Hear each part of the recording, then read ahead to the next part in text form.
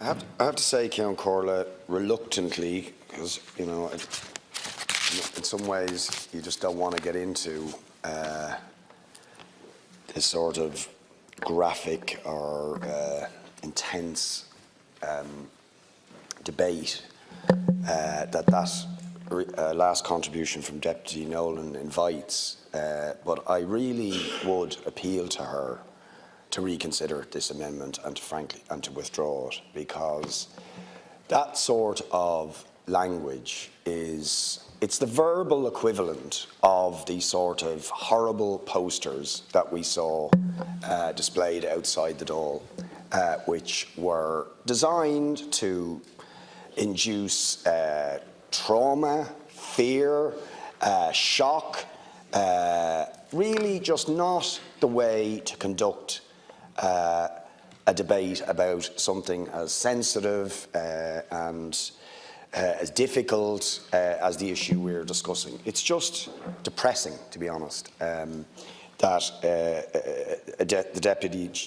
resorts to that sort of language, and with all the connotations that has for women who've made a decision to choose termination. Really, I just think the Deputy should reconsider. But also, I find it quite amazing and shocking, to be honest, because whatever the Deputy's feelings about this issue might be, what she's actually asking us to agree to here is that a service to women that will be legally available will actually, in reality, only be available to those that can pay for it. So she's asking for a two-tier system of healthcare for women. And that is just really awful,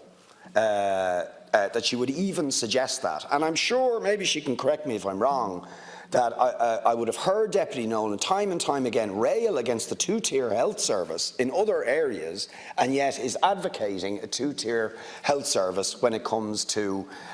women's health care, and in situations where a woman's health and welfare is at stake,